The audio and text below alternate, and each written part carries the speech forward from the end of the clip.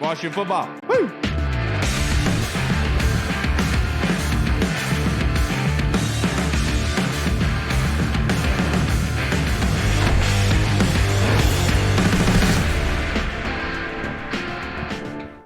Hello, everybody, and welcome to the Burgundy Zone. It is a sad, sad day here. I am your host, Kyle, and I'm joined by my two co-hosts, Michael Hall and Michael Reed. The Burgundy Zone is a part of the Frederick Podcast Network. You can find out more by going to www.listenfrederick.com. The Washington Commanders are now completely out, eliminated of the playoffs, just in case anybody didn't know out there. They lost 24-10 to the Cleveland Browns yesterday at home, and so we decided to have Logan Paulsen on with us to be able to talk about this game. So, Logan, first question I have to ask to you, I know injuries played a lot into this and people that were available, but in your opinion, what led to Washington's loss yesterday?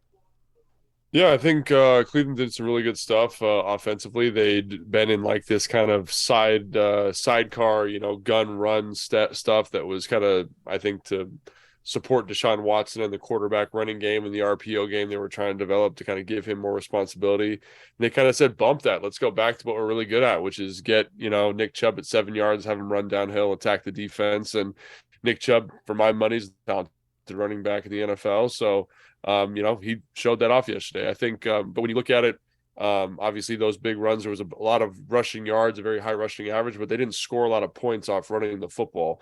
Their scores came off of a missed tackle by Kendall Fuller, 2 coverage busts, and there you get your 21 points. So I think that was probably more of an issue, and I think not having Cam Curl in the lineup is definitely a huge contributing factor there.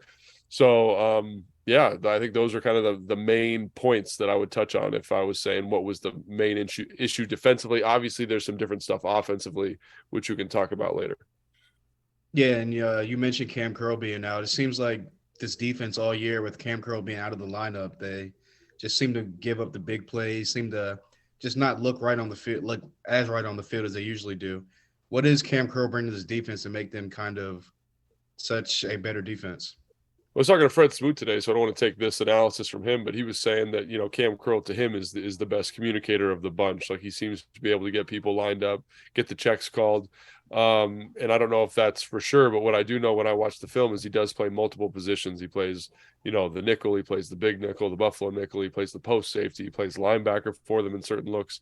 And I look at that and I say, when you lose a piece like that, irrespective of how he communicates and what calls he's making, you need multiple people to step into new roles and play positions that they're not comfortable with. And I think that shows up in this game specifically. Like, I think, Derek Force has done an excellent job over the course of the season, but he's doing more Cam Curl stuff. And you see how kind of effortless Cam Curl makes that stuff look. Seriously. Jeremy Reeves is doing some, again, Cam Curl stuff. And so, having to kind of put all these guys in new spots with new responsibilities definitely leads to some of these communication breakdowns. And I also think Cam Curl's been a guy that is homegrown in this defense. So he knows kind of how it's supposed to work, excuse me, what the checks are supposed to be. And, he's a big piece to miss. I feel like he's like the glue of the defense, if that makes sense. Yeah, I think that's a very fair characterization. Saw that earlier in the season too, when Cam missed time. The defense didn't really start clicking until he got back. Anyway, hi Logan. Hey, what's up, Mike? Been a while, buddy. Yeah, been a long time ever since you sent me that what's that called? Restraining order. Restraining order in the mail. Ever since then, I can't talk to you anymore. What was up with that? What was that about? That's so weird. Not to make this awkward, but yeah. Yeah, no, why'd you do that? That hurt my feelings. But Reggie Ragland came out and talked about Carson Wentz and Tyler Heineke and their releases, and that the defense was just feasting on Carson Wentz. He said with Taylor Heineke back there, he has a nice quick release, and it's harder for the defense to get a read on that. Is that like a well-known thing? Like, if a quarterback has a slow release, as Carson Wentz does, is that easier for the defense to kind of feast on? Oh, yeah, absolutely. I mean, I think, everyone talks about, that's one of the things that come draft time, and we were kind of getting to that season already. People are going to be talking about releases and how they get rid of the football. That's part of the element of it, right? Like, one of the little anecdotal stories is I was with San Francisco and Jimmy G's the quarterback, and he's notorious for having like this lightning fast release. And it actually changed how I caught the football because the ball kind of jumps on you so specifically. I remember him being able to make these really tight window throws on slants and stuff because the defense didn't expect the ball to be coming out of his hand that quickly. So I definitely think it's a huge factor. I think the other thing that, to kind of give Carson Wentz a little bit of a breather, I do think, he does have the slower reach than Taylor Heineke, but I also think some of the concepts that they're running offensively take a long time to develop. And when it's a long developing concept, that compounds a slower release issue. So I think it was kind of multifactorial, some of those comments. I think Myles Garrett also alluded to the fact that there were some longer developing concepts. I think both those observations by the Cleveland defense are fairly accurate, and to know yourself is to kind of know what your enemy thinks of you. And that's, I think, good information for this staff to kind of say, these are some things we can do better, and these are some things we should do better. And, ultimately, like, helping with the evaluation of Carson Wentz in some ways. Yeah, and then to branch off of that, what was your opinion of the offensive game plan with Wentz? Do you feel like it changed? Because up until this point, Terry McLaurin and Curtis Samuel were utilized heavily. In yesterday's game, Terry McLaurin 2 receptions for 25 yards from only 5 targets. Then Curtis Samuel 1 reception on 6 yards on 2 targets, and he had no rushes. What was in your opinion, how did they do offensively in scheming up and executing? Yeah, I mean, I think I really don't like to be critical of play callers, so I'm just going to kind of look at the offense as a whole. And one of the things I thought they'd been doing well since the Atlanta game, second half of the New York Giants game, is really melding their personnels and their formations that they were running the football out of with the stuff that they wanted to pass out of, and creating play action pass shots out of those different personnels and formations. And here there seemed to be kind of this divergent approach. On first and second down, they were in 12 and 13 quite a bit. They're 85% run in those personnel groupings. You'd like to see them balance that out a little bit more. Literally only 4 passes with those personnels on the field. Wow. And I understand you have really good playmakers. You have, Curtis, you want on the field a ton, and that makes a lot of sense. But I also think you need to kind of speak to what you've been doing well recently, which is running the football. And then how do you insulate those runs? Like, watching this game, watching the film back, the Cleveland defense is salivating. They're frothing at the mouth to get in there and make tackles in the run game. And if you were to run any type of play pass, there's no conceivable way they would be able to defend it. So that was a little bit disappointing. The fact that they weren't able to get to some of that stuff. You have all these dynamic playmakers on the field in your 13 personnel, Logan Thomas, Cole Turner, guys who caught the football very well in the offseason, this last offseason. And it's strictly like a running formation. You might as well have extra alignment out there. So I think that difference, that segregation of the offense, is something that I think was surprising yesterday, because everyone kind of had Carson coming in lineup under the assumption it would be the same as it was with Taylor. Right. And it wasn't. It was what they did early in the season. It was what kind of Scott's vision of this offense, which is a more drop back centric group. And I just don't think that didn't help Carson out, I think, is the ultimate conclusion there. Yeah, definitely. And now that the team is eliminated, for anyone that didn't know the scenarios out there, that we're eliminated now, it seems like there's been a lot of talk throughout the season as well about Sam Howell starting and getting playing against Dallas this week. But it seems like Dallas is going to have something to play for. They can possibly win the division, with Philly taking the loss of the Saints.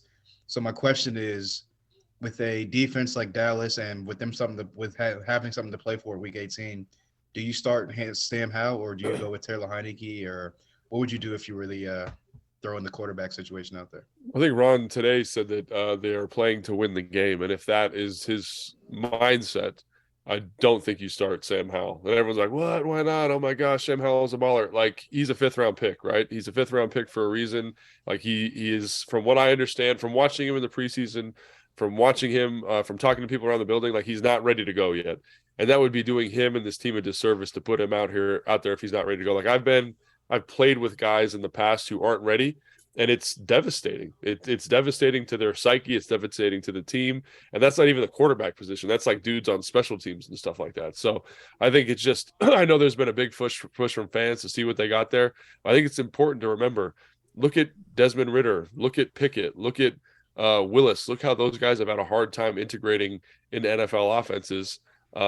Because it's hard, man. It's hard to do. And people say, oh, Brock Purdy's balling. Brock Purdy has some of the best offensive playmakers in the NFL, one of the best offensive lines in the league, #1 defense in the NFL, and maybe the single best offensive mind in the NFL behind Andy Reid. So that's the important math there.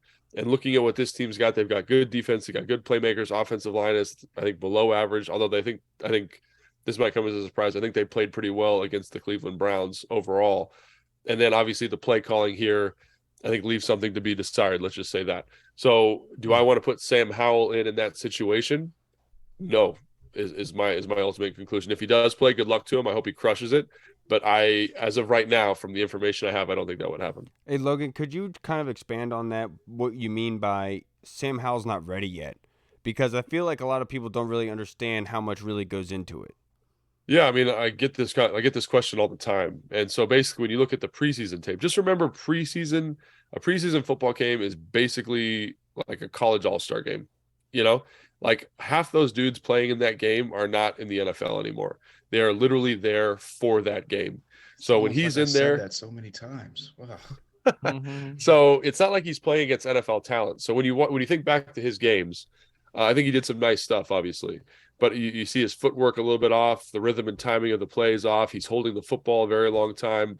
Those things usually do not lend themselves to a productive quarterback, right? Quarterbacks that hold the ball a long time, Carson Wentz is a good example of that. It leads to pressures. It leads to kind of late down interceptions, again, which we saw with Carson in the game on Sunday. Like that is kind of what you're leaning towards, right? You look at some of his deep ball passes, which I think that's one of his strengths. But in the preseason, he's leaving some of those inside where the defense can kind of capitalize on them. Yep. And so again, like those are some things that stick out to me. And again, I think it's important to understand that this is not a time for him to develop. Everyone thinks, oh, he's been practicing every day. You know, I get to watch practice occasionally. He does not practice. It's not like he's out there running scout team. Carson Wentz or Taylor Heineke's running scout team, right? And he'll get 1 or 2 wet reps running scout team. But imagine getting, I don't know, 15 reps a week. Is that enough for you to get better at anything? I don't think so, right? So if he's done a lot of developing on his own, if he's done a good job in the meeting, kudos to him. But I just think like this offseason is going to be more telling about where he's at and his development. So I would be very reluctant, from what I've heard. Again, they might be lying to me. From what I've heard, to put him in the game. So. Yeah, you just mentioned that he doesn't even run the scout team. Is that normal for like the third string quarterback to not run the scout team? Because I feel like people will hear that of the collective bargaining agreement. I'm pretty sure. Yeah, I feel like people will hear this and be like, "Oh, that's coaching malpractice. They're not even getting ready for the season." Like, you know. Well, who do you want to get? Who would you prefer to get ready? Your second quarterback or your third string quarterback, right? Exactly. So the second team quarterback is the guy who's going to run your scout team. I remember as a one, when I was starting for a lot of my career, I would take reps on the scout team because it's a good way to kind of get reps versus the ones. I would kick the scout team guy out and be like, "Hey, I need to work this rep." And so again, it's a practice tool, and everybody on the roster should know or is being told the value of those practice squad reps, right? So they don't care if Sam Howell gets them. They want Carson, they want Taylor, they want the guy who's going to play potentially on Sunday to be getting those opportunities. And I'm not saying he didn't practice at all, but they're going to give more reps to the guy who's more likely to play. Right. And I think that's ultimately what it boils down to. All right, Logan, the coach's dream, Paulson, kicking out the scout team tight end so you can go against the ones. You're such a teacher's pet, bro. Dude, I was the worst when I played with that kind of stuff. But anyway, go ahead. Yeah, no, that's so you though. That's so funny. That's such a Logan thing to do. I know everybody wants to be all doom and gloom because we're all a bunch of chicken littles who just love to see the sky fall. But who impressed you yesterday? Did anybody do anything out there that really stood out to you? Yeah, I think, obviously Daron Payne played his absolute face off. Like the quick pressures in the run game, beating the guard. That's a good offensive line for them. F.A. Obata had a great game. I know he had some weird pressures that were kind of sacks, not sacks, that kind of thing. Montez had a great game. Chase played really hard and is looking like he's on that kind of trajectory back to what he was. Jamin has done a great job. I mean, every week dude gets better, and he's going to be, I don't want to say he's going to be a Pro Bowl player next year, but that's going to be, if he keeps progressing, that's something that's in the cards, which I think everybody was kind of not about that earlier on in his career, obviously. Danny Johnson, excellent job, locking down in certain situations. 2 pass deflections. Yeah, and he had one on a slant where he jammed him at the line of scrimmage, and it totally messes up the timing of the play, and Montez is able to get a sack on it. So kudos to him. I think offensively, Sam Cosmi had an excellent game. Good. I know he had a false start late, but for him to bump into guard, then bump out to tackle, blocking these guys who are skilled pass rushers, Jadeveon Clowney, say what you want about his career overall, but has some pass rush ability and actually kind of looking in total control the whole time was great. Brian Robinson, who I know for a fact is really banged up, for him to come out and run as hard as he did.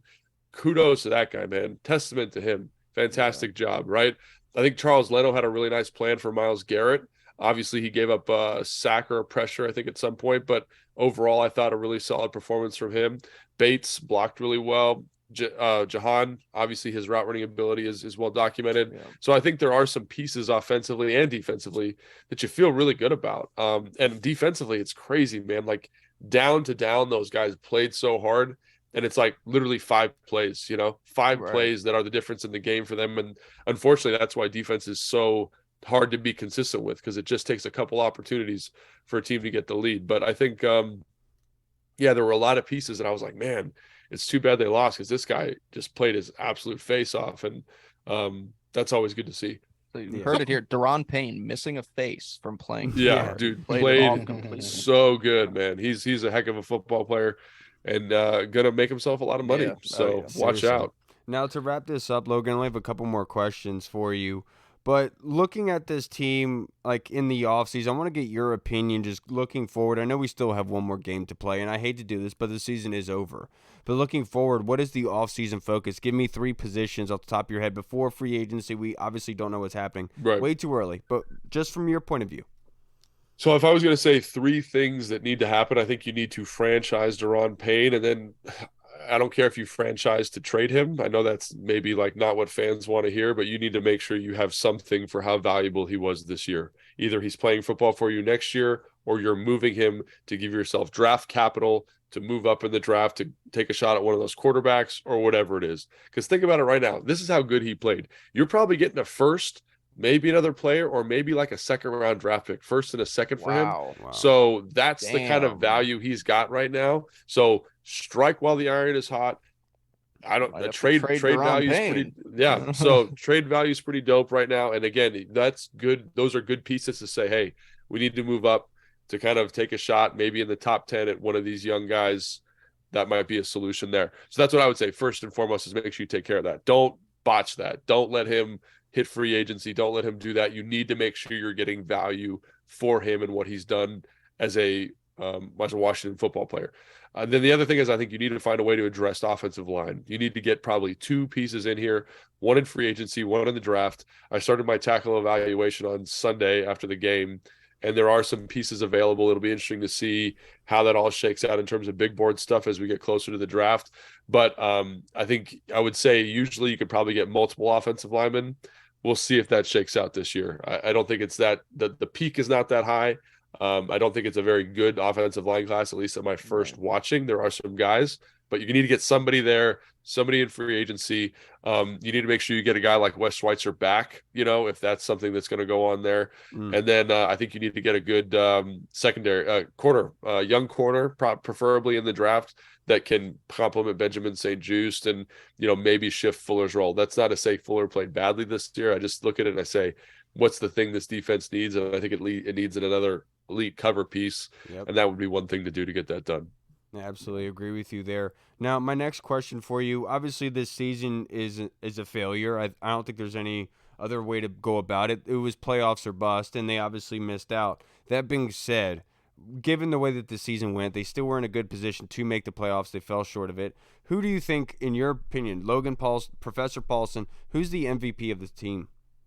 Ooh, that's a great question. MVP of the team, I would have to say, probably like offensively, I'd have to say a guy like Brian Robinson would be in that conversation there. Okay. He's just, look at what he changed the offense. Yeah, he changed the offense, and for him to run the way he did and carry this team, for a young player to do that with that kind of efficiency, he's definitely in the conversation. Obviously guys like Terry, Jahan, guys who make flashy plays, but in terms of backbone, identity changing type of piece, like he helps you cover up a lot in terms of quarterback deficiency that, a lesser runner wouldn't be able to. So I'd probably look at him.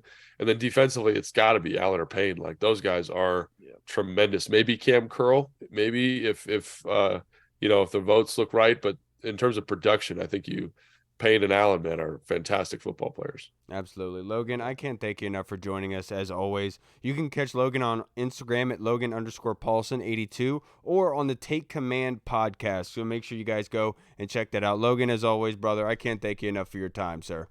I appreciate you, boys. Have a good rest of the show. Good talking to you. Good catching up. I appreciate you, man. Appreciate Keep it, the man. good work, brother. All right, Thank later, you for guys. being you, Logan. All right, everybody. We just spoke with the man, Mr. Professor Paulson. And also, Logan, get rid of this. Oh, he's gone. Okay, never mind. I was going to ask him if he could please drop this restraining order because this is ridiculous. I can't even leave my house Stupid. at this point.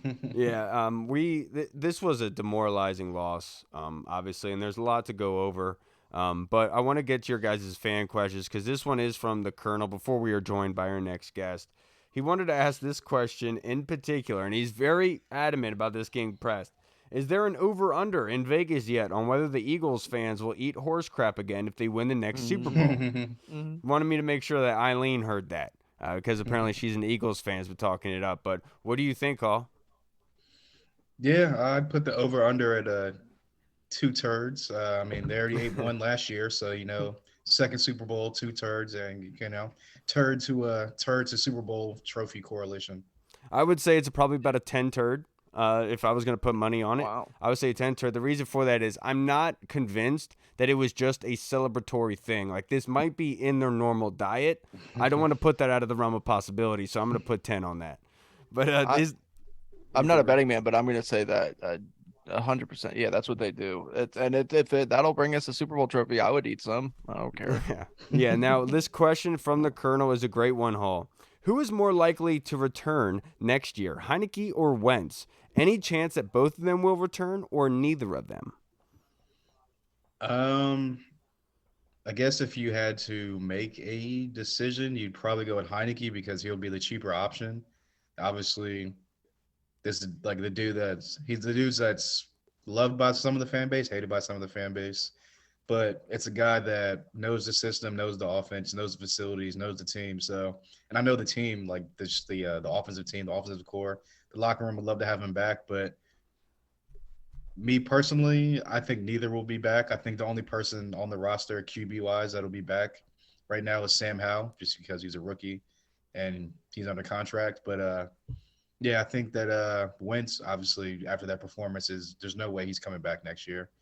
And I think Taylor, with them needing to find a quarterback, Taylor's always going to be that kind of Tim Tebow, Colin Kaepernick type of quarterback where whenever the starter falters, is always going to – you heard the chants at the game on Sunday, Heineke. After the second pass, yeah. Yeah, so I just feel like he's always going to be that quarterback that when the starter flusters, the crowd is going to get anxious and want to see him in the game, and that's can't be good for a coaching staff that's trying to fix the quarterback situation. So – I think neither will be back, honestly. Look, you guys can talk whatever you want about the fans, about how their reaction to that.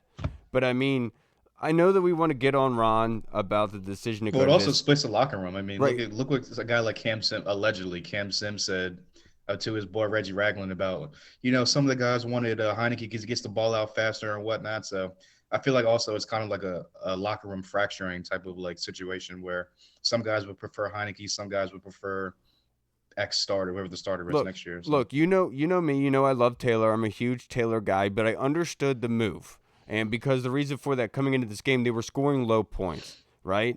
But I understood why they made the decision because they're like, all right, we could catch fire here. But the worst part about all of this isn't the fact that Ron went against obviously maybe some people on the team or that Taylor got thrown to the wayside or was disrespected. The worst part about all of this is that Carson Wentz needed this for this team and needed it for himself, and he literally fell flat on his face. And I know that it's kind of crazy. It's not to put it on blame on him because the score was still 7-3 at halftime, and the defense let up. But the fact is, starting that game like that, I mean, what a colossal failure. With that being said, no, I would not bring Carson back next year. Taylor Heineke came off the street, off the couch, and was able to go toe-to-toe with Tampa Bay. This dude couldn't even go toe-to-toe with Deshaun Watson. So I kind of want to go somewhere else, especially for that price tag. No disrespect to Carson Wentz, but at this point, send him on the next rocket with Elon Musk, dude. Yeah, the last person to go toe-to-toe with Deshaun Watson was no. masseuse. What? I don't know what. I don't know what I'm saying. No, I think the only one that you could keep would be Taylor Heineke. I mean, even depending on what they do, you need a backup quarterback. Are you confident in Sam Howell being your backup quarterback? I don't know, but I do think that Taylor Heineke really offers you a nice, solid backup role. Depending on who you bring in, you bring a rookie, maybe you need somebody to be a bridge starter for a little bit. Maybe that's where Taylor Heineke comes in. But yeah, Carson Wentz, no, Carson Wentz should not be here next season. Completely, like you said, fell flat on his ugly, stupid face. And no disrespect to him, but this is why I was for the changing to Taylor Heineke originally on in the season. As I said, look, with the way this offense is, Carson's not getting the ball out fast enough and reading things quick enough to be effective with the O-line that's given up. And it turned into this whole Taylor Heineke versus Carson Wentz thing rather than just putting together what works. What is actually productive in getting us wins. And I know that you want more points, and it obviously would help a lot more. But this is the best the team has at the moment. And obviously, listen to Logan Paulsen, he feels the same way about this next quarterback being in Sam Howell, which is the next question from the Colonel Hall. Will we see Sam Howell against Dallas? I think that if Philly would have beat New Orleans and the division was just out of the question for Dallas and they really had nothing to play for other than they're already locked into the 5th seed, I think that, yeah, she would probably see Sam Howell because more than likely Dallas would be resting their starters to get ready for the playoffs. And it's not really – I mean, obviously it's still a tall task because Dallas has a great defense, but I just feel like it wouldn't be – you wouldn't have Micah Parsons, DeMarcus Lawrence, and all those guys, Trayvon Diggs on the field. So it would be a little bit less pressure for Sam Howell to go out there and for him to not fall flat on his face against a top-rated defense in the NFL. So, but who knows? I mean, look, Ron says one thing to the media and then comes out and does the complete opposite. So I know he said he's trying to win the game and he hasn't made a quarterback decision yet. My guess would be he's made the decision, dude. Yeah, that's what I'm saying. My guess would be you're probably going to see Sam Howell at some point. It'll probably be like a second half, maybe like a late third, early fourth quarter thing for Sam Howell. But I do think that Taylor Heineke goes out, maybe gets one last start in a Washington uniform. Who knows what happens next year, obviously. But I think he puts Taylor out there one more time, and then depending on how the game goes, turns the reins over to Sam Howell at some point. Yeah, look, Carson Wentz and the defense's second half definitely made that decision for Ron Rivera, in my personal opinion, to go with Sam Howell this week. Now we are joined by our next guest, somebody who I covet, who I shared with on these tweet spaces. My guy, Arch Deluxe, very intelligent. How are you doing tonight, sir? Hey, Arch, are you there? Oh, did he mute himself? I can't see his video. Yeah, I can't see it. All right, but I can't see his video. I don't know. Hall. I mean, no, not Hall. Reed. What about you, Sam Howell, next week? I thought so at first, but after talking to Logan, I mean, based on what he's seen, and look, I mean, I know Logan's a liar, and look, I know a lot of people. Well, honestly, if you when we put this on Twitter and people see this, they're going to call him a liar instantly, and they're going to call the coaching staff dumb, and they don't know what they're doing. And then Mark Tyler's going to come out here and be like, I've been pulling for Sam Howell the entire time. Meanwhile, he's the biggest one pulling for Carson Wentz for the last 2 months. But no, I don't think that you see Sam Howell. I just don't think he's ready. No, I think you do. In my personal opinion, this is the time. We've said this. Sam Howell does not start until you're out of the playoffs. And the reason for that is if you're going to make moves at quarterback, you have to see what you drafted in Sam Howell. Yeah, you're throwing him out to the Wolves. Fact is, our offensive line now is still better than what he had at North Carolina. And that's probably one of the reasons why he hasn't been up to speed yet, because he probably abandons the pocket a lot. Because as soon as he sees rushers, he's gone. And honestly, that's why Malik Willis is not starting for the Tennessee Titans right now, because he cannot throw the football. All he does is run it. So that being said, I want to see Sam Howell. And the reason for that is so there is no speculation. There is no question when we go into this offseason whether, can he be the guy or not? You need to at least see if this kid can play in this league. Put him on the field. Let's see how he operates. And, yeah, he's going against some good competition, but trial by fire, baby. Yeah, I mean, I kind of mostly agree with that. My only one pushback would be, what will you be able to see from Sam Howell against a defense like Micah Parsons, DeMarcus Lawrence, playing against this offensive line? Right. What are you going to be able to see from him when more than likely he's going to be running for his life 9 out of 10 snaps? You know, like that's why I'm kind of like, it's very easy for me. Do you throw him to the Wolves and see what you got? Because you definitely can run the ball down their throat and then hit them with quick what's it called? Yeah, Quick you slants. can definitely make a game Yeah. plan for him. I'm just saying, like, what is one game sample size against a great defense going to do? Like, it's either going to be like, oh man, well, the dude was running for his life, he was missing throws, like he's not going to be our guy, or it's going to be, oh, we have a little bit of optimism, and then we get in the next season and they don't address it, and then it's kind of like, well, clearly he's not the guy. I think it's just a wasted season. Also, if he's not getting any snaps for practice and he hasn't all season, that's got to be a little bit. No, he has. right? When Carson was out, he was the backup, so he was at least getting some snaps during that time. That's fine, but he hasn't in a little bit. And when Carson comes back, I mean, he doesn't really get that many snaps. I mean, I don't know how confident you got to feel in him playing. Hey, Arch, are you there, brother? He's got his sound muted. Oh, you got your sound muted. I am. I am here. What's up, brother? How you doing? I'm doing pretty well. How about yourself? Cannot complain, Arch. I really do appreciate you coming on here. I always enjoy hearing your thoughts on things. And we had a question from the Colonel asking us if we would see Sam Howell next week. I would love for you to hear your thoughts on that. I'm probably in the minority here, but I don't think that we do. Same here. I think there's a lot more to lose by him playing than there is for them to gain. Okay. It's one game at the end of the season. Dallas is really playing, they have a lot to play for. And with a rookie's first start. His sound went out. Arch, no. Dang, he was getting at such a great point. I know. I was excited to hear it. Dude, he rips it too. When I listen to the Twitter Spaces, man, he absolutely kills it. Hopefully Arch's internet comes back here. Hey, there you are. There we go. Keep going. You were spitting, sorry Arch. that. No, I was going to say that, Dallas has a lot to play for. And in a rookie's first start, you typically don't really get a clear view of what they're going to be because there's no game tape on them. So we might get – I'm not sure if that would be a real good evaluation of him. And if he goes out there – remember, he's a fifth-round pick. If he goes out there and plays poorly, it could damage the perception of him by the fan base. And in this market, is a fifth round. How many chances of a fifth round pick going to get? And he hasn't had a lot of snaps with the ones. So I'd rather give him the best opportunity. Keep him behind the scenes right now. Give him a full off season. Give him legitimate snaps with the ones in OTAs and training camp. And that's probably his best chance to put the right foot forward. So that's kind of my thought on it. I think there's more to lose than there is to gain by seeing him for 1 week. I can understand that, and I get that argument completely and wholeheartedly. My whole thing is just simply that you want to have a clear image when you go into this offseason because obviously we talked about Wentz and Taylor and if they're going to be retained or not. And you need to be able to see if this kid's capable of at least performing because at that point, he's just on your roster. But you need to see if you're moving forward with the quarterback position, you want to be able to see everybody because I just know what's going to happen in the offseason. Everyone's going to talk about this is what Sam Howell can do. This is what Sam Howell brings. I want to be able to see that in real time. And obviously it could be a detriment later on. And obviously that would be the worst case scenario. But it's just like just wanting to be able to not have many major questions, at least give us a good idea because obviously preseason is different. But Arch, I said it when Ron got hired, and I'll say it again now, 3 years later.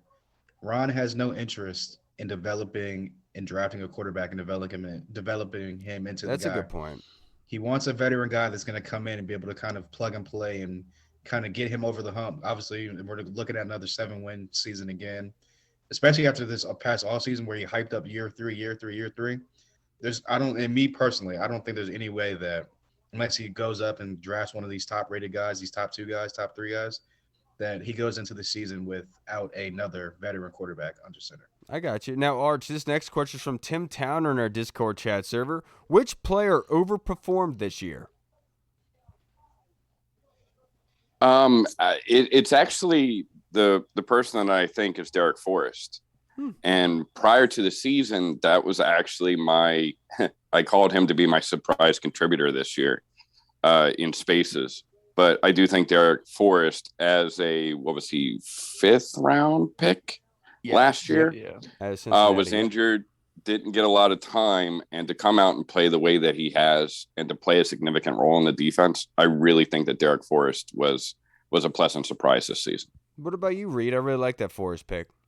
Yeah, I was going to go with Derek Forrest as well, but somebody else who I think No, Derek Ford's. You're right. I He's wasn't, lying. Kyle. He's lying, No, Arch. I'm lying. No, yeah. It's just no, what he I'm uses to lying. create more time so he can pick somebody. Yeah, no, I'm lying. I'm not playing Pokemon on my phone right now. No, yeah, no, I was gonna go with Derek Forrest as well. I think somebody else that overperformed, and like I'm not saying that this guy's bad by any means, but I think Deron Payne, Oh my God. him in his contract year, for him to put up the numbers that he did, 11 and a half sacks so far, we haven't seen that from him. We haven't seen him be a sack artist like this. I don't want to say he overperformed, but I do think doing that in your contract year is kind of one of those things where it's like, okay, I could have seen that coming. But shout out to Deron Payne and Derek Forrest. I think that they're both fantastic players. I'd love to have them both next year. My boy right here. My boy Terry McLaurin. Only one I'm picking. Only one. The dude continued to fight through every single game, never gave up. And obviously it's something we know with Terry, but it's something that they obviously very much needed, and he never got frustrated. For me, it's Terry McLaurin, without a doubt. I know there's a lot of people on this team that deserve that overperform list, but I feel like Terry, after getting paid, still came out, had a 1,000-yard season. Multiple quarterbacks again. Obviously another issue for him. It's Terry McLaurin.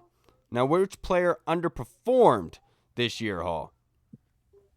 Underperformed. It's a hard one. Giving Arch some extra time to think about this.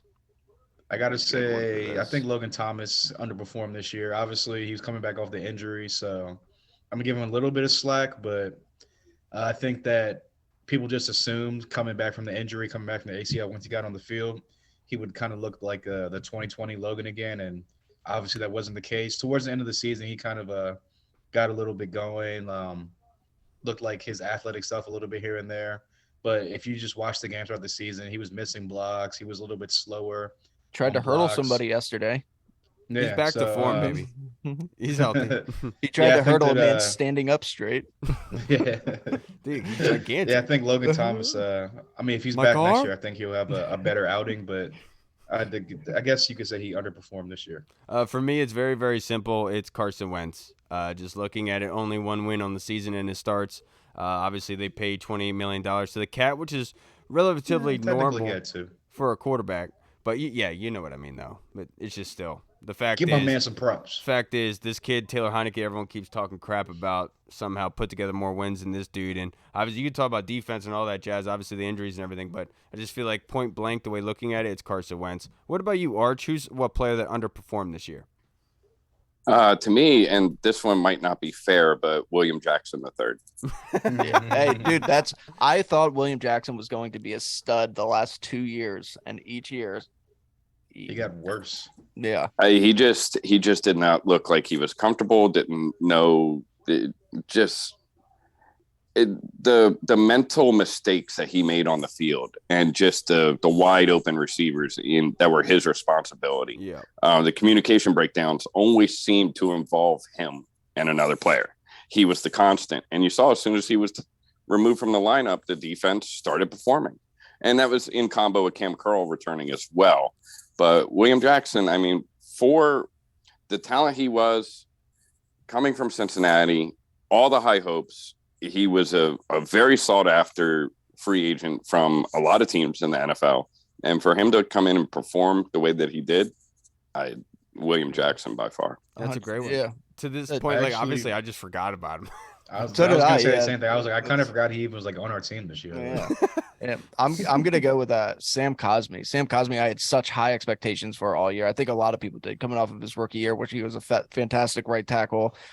He was named to all these PFF watch lists and all these lists of like the next generation of big tackles coming from that draft class, and he didn't play up to expectations. I know he had a lot of injuries. I know Logan talked about it. He played well yesterday, surprisingly, but it was a kind of a rough season for him and definitely a bit of a sophomore slump. So I'm looking forward to see what he can do going forward. I thought about Cosme, but obviously you think about Cosme a lot. I do. He looks like the mountain from the Game of Thrones, dude. That's why you think about it. It's crazy. Yeah, it's always so much hair. Shirt off. Yeah, so much hair. But Arch, this next question is from Scott Hartley in the Discord chat server. Oi! He wants to know, Arch, you're in charge as GM/owners, whatever. What do you do to make this team win on the field next year? The first thing I do is free agency comes up first. So I'm going to go ahead and try to fill the holes on the roster. And the glaring holes right now are across the line. And I think they need a tackle, they need a guard, and possibly a center. So that would be the first. Second, you go into the draft, you might have to address the line there as well. And then corner, linebacker. Those would be my top 3 picks in the draft. Now, notice I didn't say quarterback. I'm kind of looking outside the quarterback position. I think that's the easy one. Quarterback free agent, the only one that would be on my list would be Derek Carr. Other than that, I'm looking for a draft pick. Smart guy. Yeah, I'm looking for a draft pick. I like it. Yeah, Derek Carr or draft pick. I don't really like a lot of the other retreads, but it's kind of a luxury that Vegas, I believe his stats are he's the 11th in passing yards and 13th in rating right now. And the fact that a team can bench a player like that, it's Derek Carr has done well, and he hasn't had a lot of support at the Raiders for a long time. 100%. And he was my top target this year, and he wasn't available. So he's definitely my top target next year. This guy. That's right yeah. like this guy. We completely agree with that. We talked about that all last offseason, how much we wanted Derek Carr, except for Kyle. Kyle was a little, Kyle looks like Derek Carr too. That's why. Dude, can you guys leave my guy alone? All right, I'm not a Derek Carr guy, but you know what? I feel bad for him at this point because he did get thrown under the bus. But what's the thing I'm doing to get this team back on track and winning on the field? I'm not really sure because we've never really seen it happen here before. But I feel like more practices and pads, the fundamentals, I think, need to be sticked on and pressed more because I think missed tackles is one of the big issues for this defense at time. Even when Cam was in there at times, they would still give up some tackles here and there, which bled some third downs, which honestly cost them some games. So I think getting back to the fundamentals, because when you get to this level, you have so much you have to prep for, and it's more of like the mental thing. Sometimes just not having those physical training up to date could kind of screw you in some situations. So for me, I think it's just getting more down to the fundamentals in this offseason and getting the guys ready to go. I hope they're pissed off, dude, because I did not like the energy from yesterday to an extent. Who did not answer this yet? Me, Hall. I think Arch hit pretty much all the main points. You got to rebuild the offensive line. You got to retool that, get that right, especially the interior of the offensive line. Yeah. Like Logan said earlier, we definitely got to get some more depth on the back end. Obviously, I know Cam Curl is like really important to this team and to that defense, but losing one guy on the back end should not result in the total collapse. Benjamin St. Juste as well. I know. And they have no depth. That's a good point. So that's what I mean. Get more depth on the back end. So I guess, losing 2 guys in your secondary should not be the total collapse of a defense. So get more depth on the back end. And obviously, like Arch said, the easy one would be a quarterback, but outside of Derek Carr, maybe a guy like Jimmy G, which I know people will go crazy and be up in arms, but they almost traded for him last year, so he's definitely on the table this year. So 2 guys like that, I mean, I wouldn't be a Jimmy G guy, but I could definitely see why they would do that. Mia Khalifa would be happy.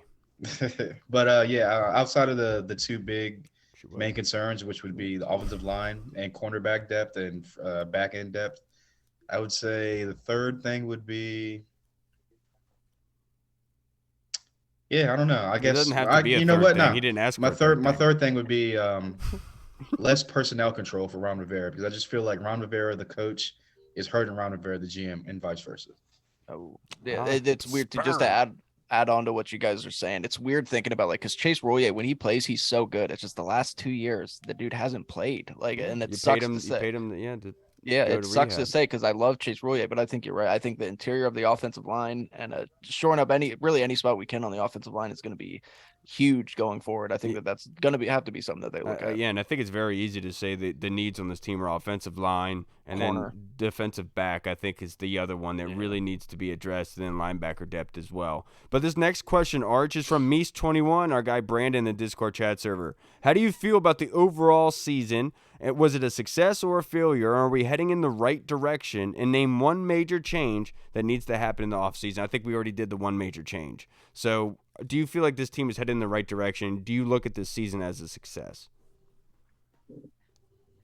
Who are you asking this to? I don't look at the season as a success, but I do think they're heading in the right direction. And I do think that this team is better than they were last year. I think the team is more talented. I think it's a stronger core of players.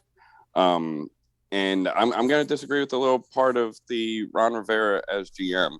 A lot of people know that I'm a fan of what he's done. If you look at all of the moves, he has a ton of hits in the draft. In free agency, they have more hits than misses. The big three are Norwell, Turner, and William Jackson. Those are the big three misses. Two of those are on the line. That was replacing Sheriff and Flowers. They missed. It really impacted the team this year. But when you look at the last two drafts, they are extremely solid.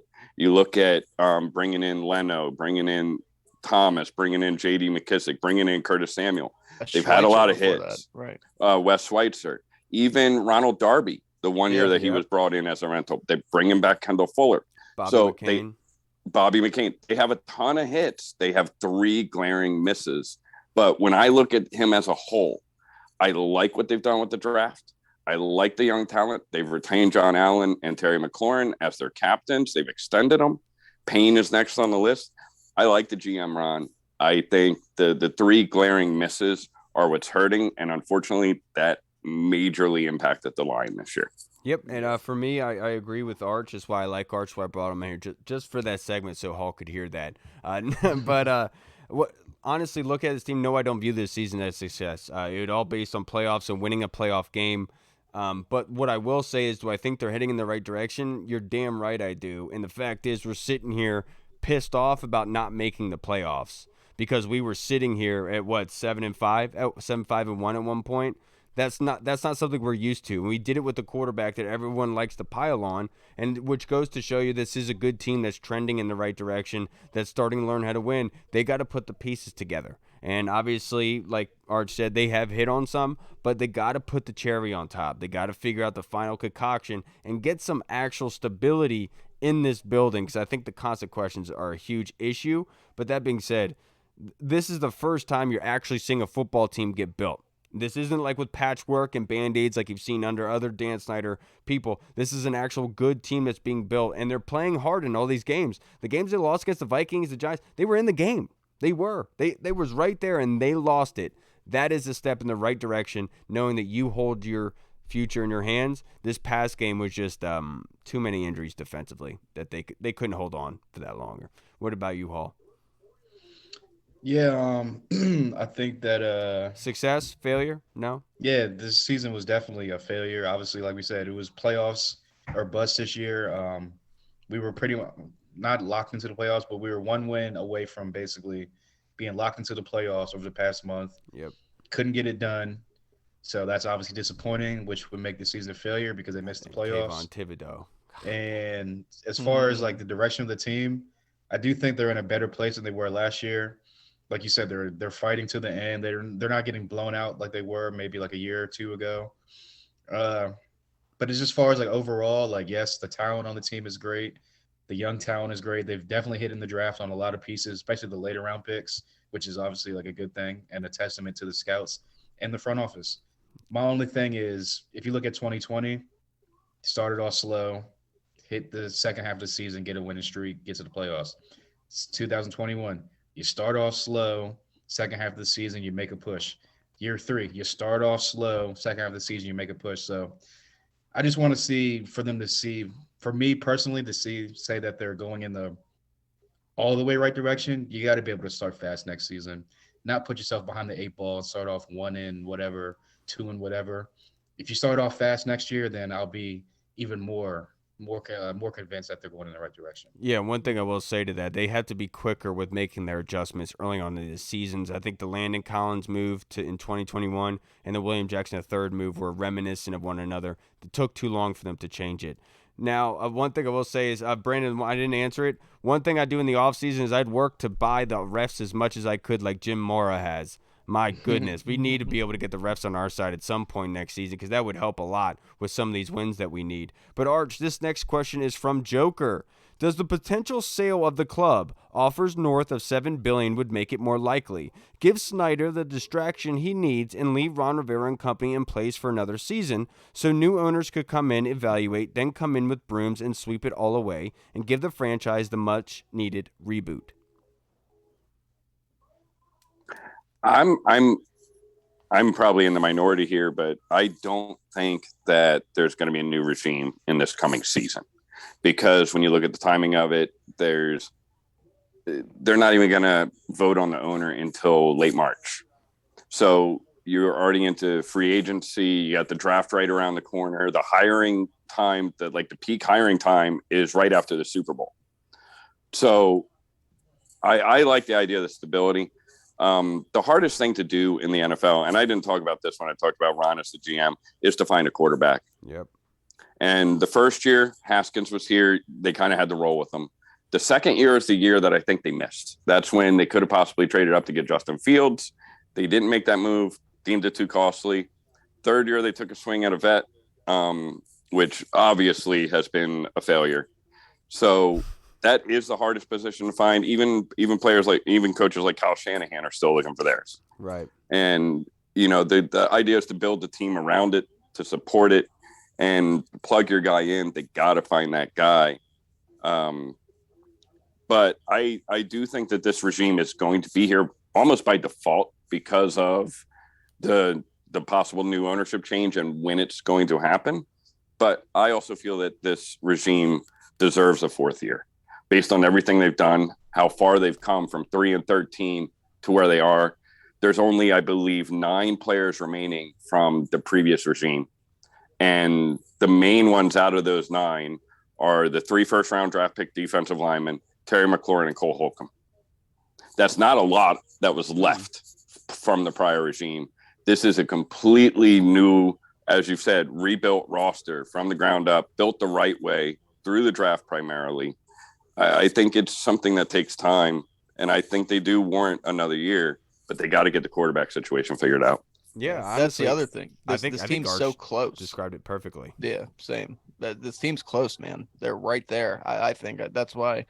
To go back to the last question, I do think that they deserve another year, and that this season might have been a failure, but they're right on the cusp. Like if they can get this quarterback situation figured out, I really think that would be huge. But of course, that's a lot easier said than done. No, the worst part is you'd like to be able to have a head start on that quarterback thing. So when you do go to that next year, that you really need some progress and dominance to be able to go in with that. But unfortunately, the guy that they put a lot of stock into fell flat on his face. Now, last question that we have, one boys. last thing.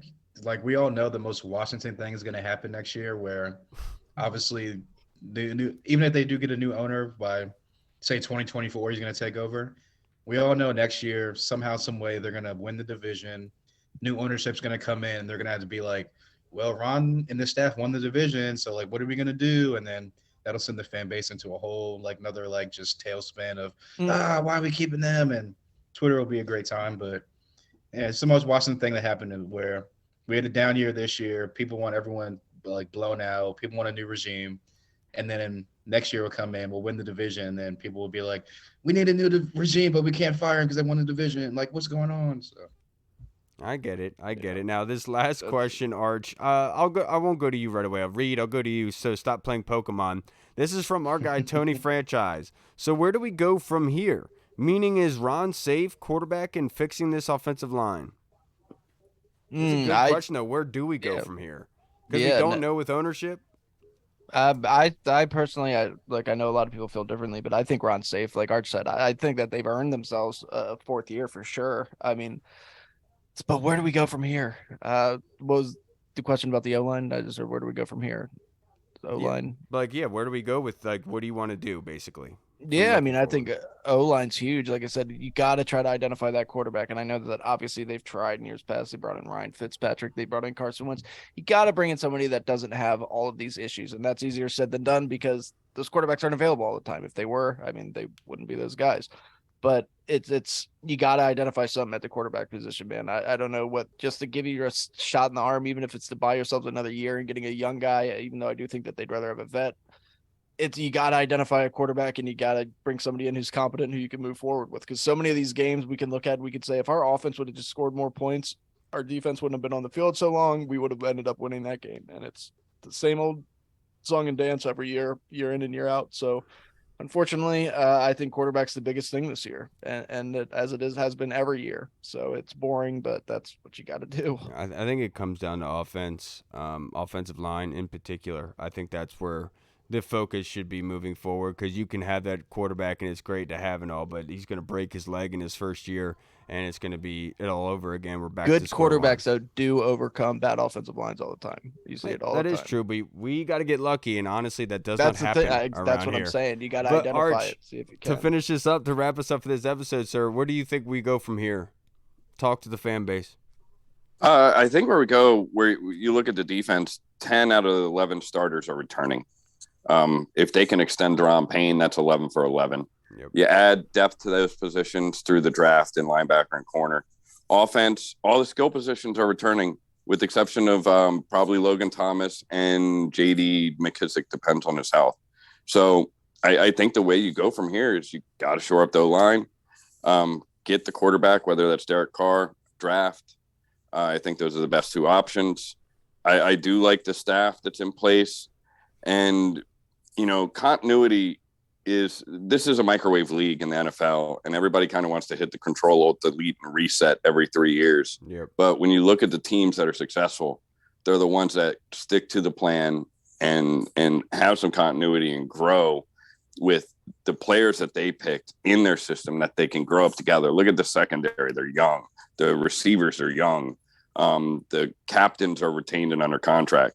So just continue down the path. And, man, fix the O-line and find the quarterback. I think that's the best path forward.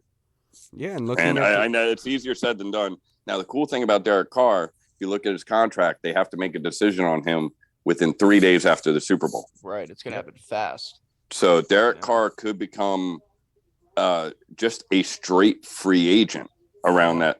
And I don't think we can negotiate him until free agency opens, Right. but we will know that that's not a trade scenario. It's just go and get your guy if you can. Yeah, And- we hope Derek Carr comes down here and invades DC.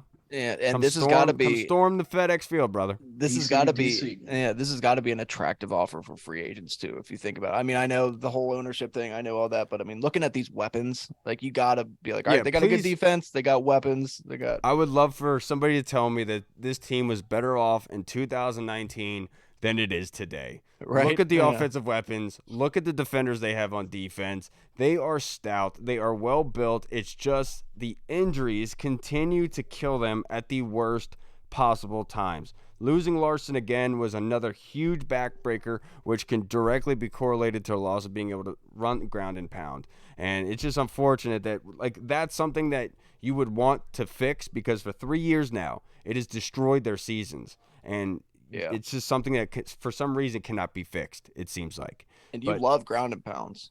We And know combine all that about- with losing in this offense, in most offenses, the center is one of the most valuable pieces on the Yeah, line, if not the most valuable.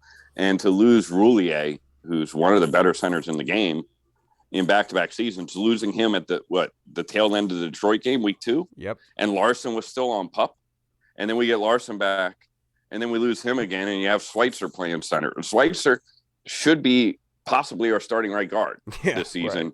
Yeah. And he's played center the majority of the season. He's playing out of position. And we That's haven't even because had we him. lost our top 2. And we Right. haven't even had him. He's been on concussion. He was gone for, I think, 2 months of the season, if I'm not mistaken. He was gone for a good while. Yeah, early Yeah. on. Yeah, but boys, this has been a pleasure. It's unfortunate that the circumstances are where they are, but Washington's 7-8-1. It's Dallas week. Hopefully you guys go and enjoy the game this weekend if you are going. But Arch, before we get out of here, just in case there's anybody watching that would like to follow you and hasn't done so yet, if you just like to plug your social media handles so people can come follow you.